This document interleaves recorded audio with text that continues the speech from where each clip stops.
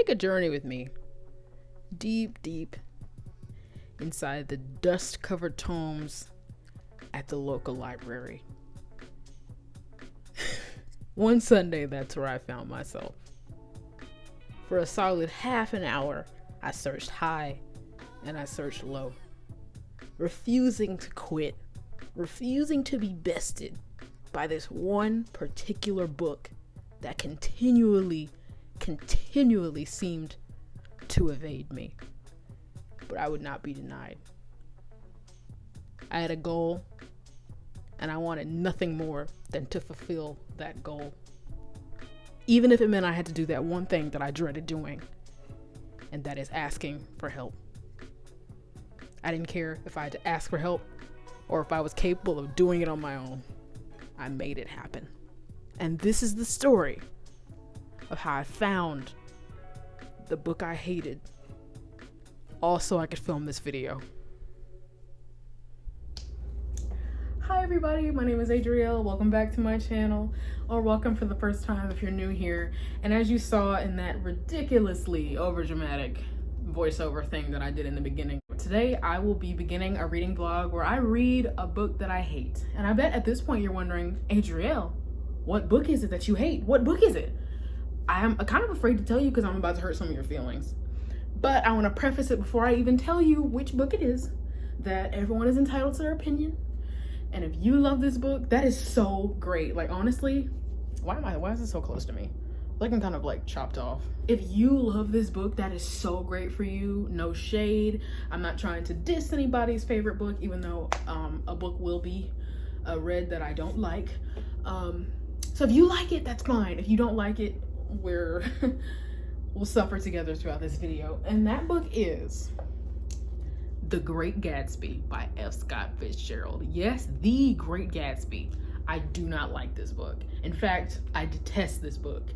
And I don't know if it's the fact that I read it in high school and I just associate it with very, very negative memories of being in high school, or if it's because of F. Scott Fitzgerald's pretentious writing style that I felt was over flowery and kind of ridiculous at times, or if it was because of the infuriating characters that made me want to bash my head into a brick wall. I'm not sure which one of those took precedence in my mind to make me really hate this. Maybe it's kind of like a tornado of just all of them, like just a swirl, like a stew of just all those things that I hated coming together to create the passionate rage I feel when I look at this book.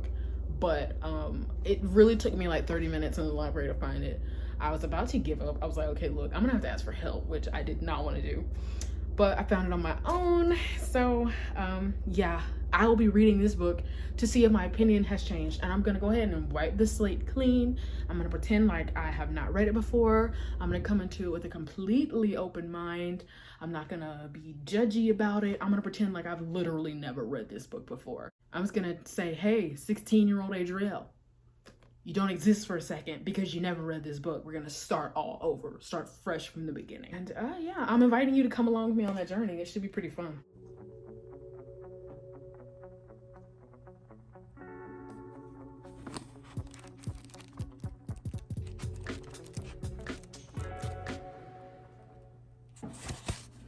Okay, so one thing I've noticed from my reading so far is, well, first of all, I guess I'll give you guys another update.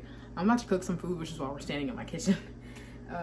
But one thing I've noticed from my reading so far is that I think from the very first page, the characters do seem quite realistic. I think that's one thing a lot of people do like about The Great Gatsby, is that the characters seem so real and they seem so flawed and like true to themselves and to who the character is.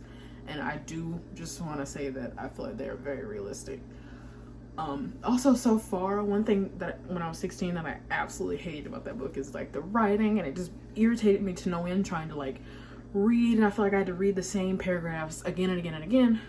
I was 16, and I feel like I've read a lot of books since then, a lot of classics since then. I don't feel like the writing is too advanced for me. I feel like I might have been a little bit too, not necessarily young to read it, but I kind of feel like I might have been a little bit too young to really grasp everything that was happening. And now I'm like reading about, thinking about it. Whereas a few years ago I had to read it and consciously think about each paragraph, each sentence, and had to leave all these annotations for myself trying to figure out what exactly I was reading, and I don't feel like I'm having that problem anymore. I feel like at this point I've read so many books that are written in that same kind of style that I don't have that issue. So I think that greatly affected my original reading of the book. Also, it's a little bit, I thought it was going to come with like negative emotions reading it again, but so far it's been nothing but kind of nostalgia. It's like, oh, I read this a while ago, and it's kind of nice to be reading it again, even if I didn't like it the first time around. So yeah, that's the first update for the reading vlog.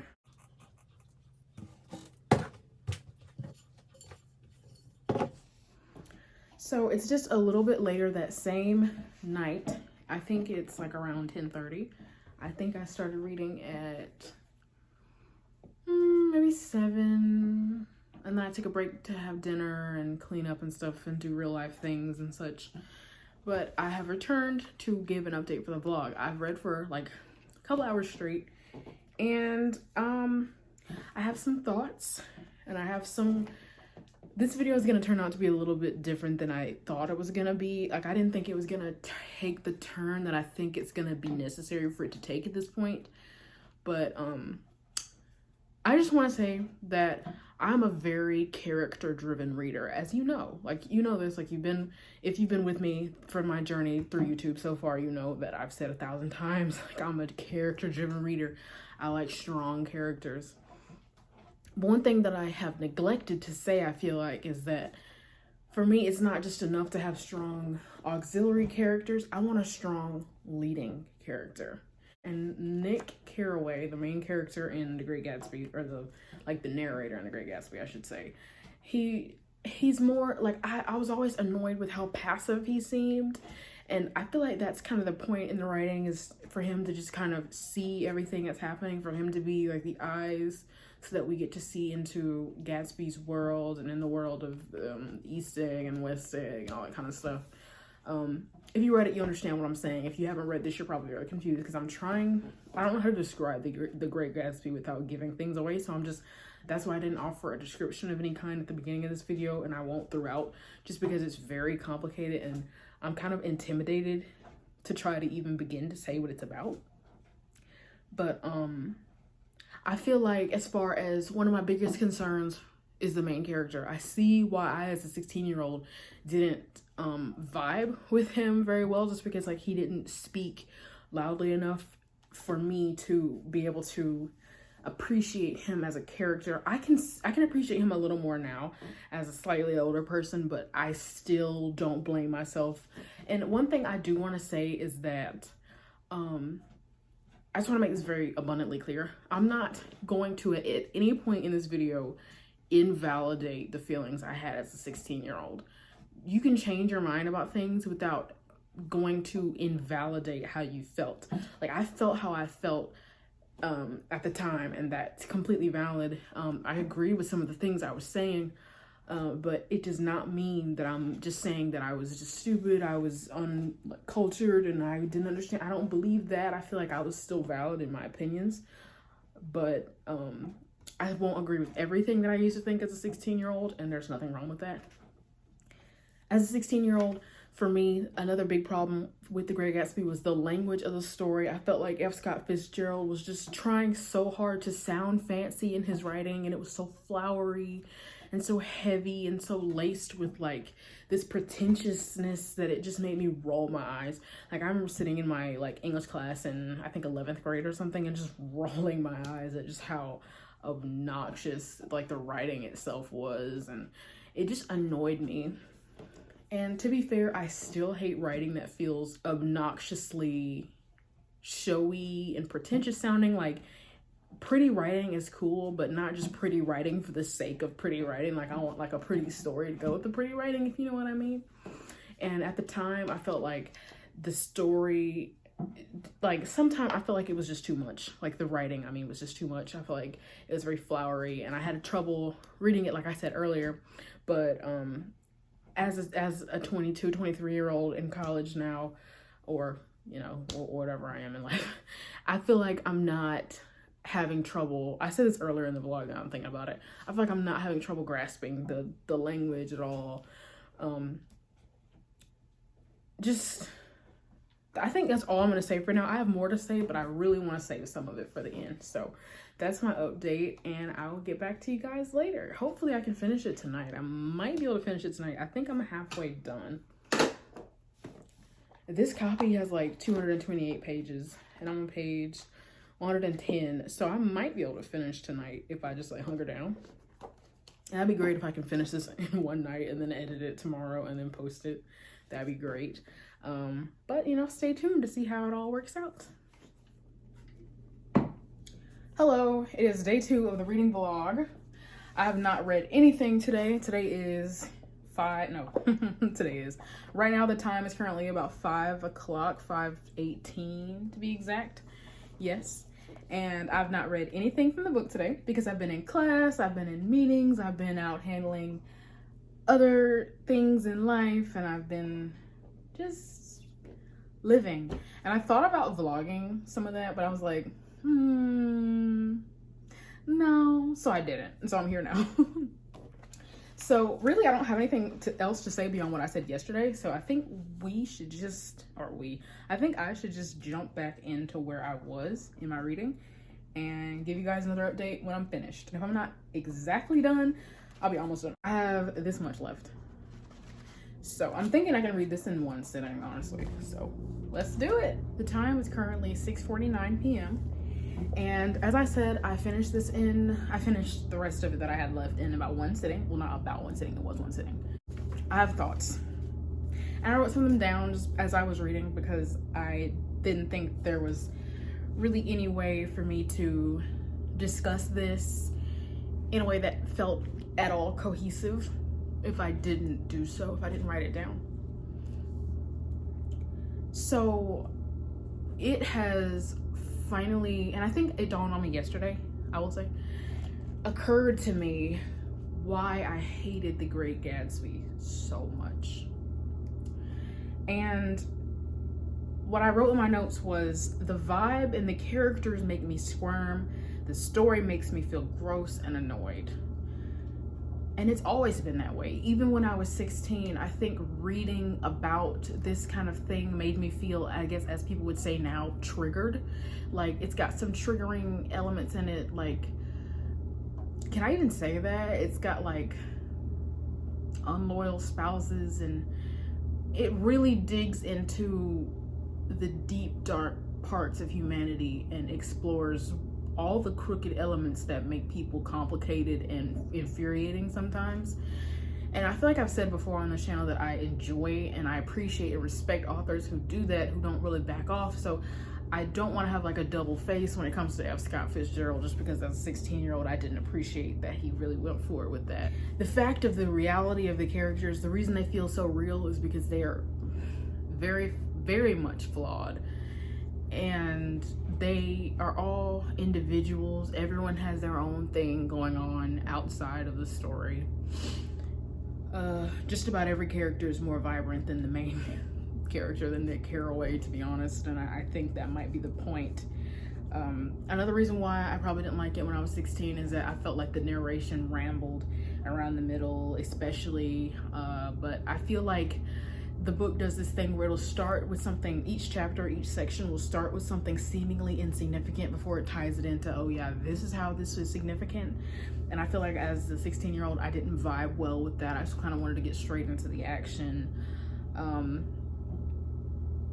But the main thing for me is that it just bothers me how real they feel and how flawed they are and how frustrating it is to read about people who act this way. And if you've read this book, you know what I mean, because I don't want to spoil it. It's just so many crooked people doing so many underhanded and crooked things. It made me feel dirty. It made me feel uncomfortable.